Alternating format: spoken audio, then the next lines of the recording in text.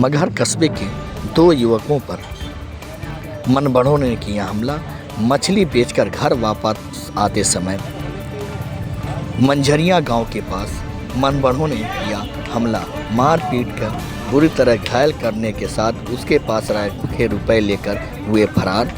मामले को लेकर के पीड़ित परिजनों ने कैबिनेट मंत्री संजय निषाद से मुलाकात कर मामले में उचित कार्रवाई करने की मांग की। शनिवार को घायल अरविंद निषाद और धर्मवीर निषाद को लेकर के उसकी माता ज्ञानमती दीदी इंसाफ के लिए अपने दोनों बच्चों को लेकर के कलेक्ट्रेट गई हुई थी।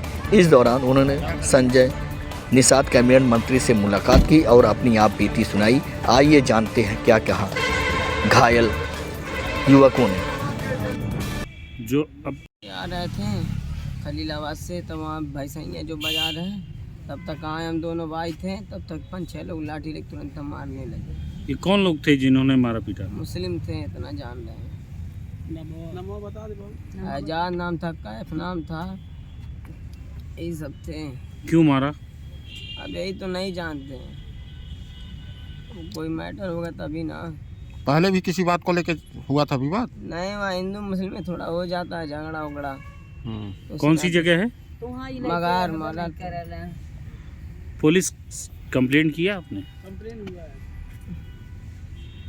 कोई गिरफ्तारी हुई पुलिस की तरफ से? अभी कुछ है, कोई कार्रवाई नहीं हुई अभी? वही कहते तो भी नहीं है, दौड़ रहे हैं।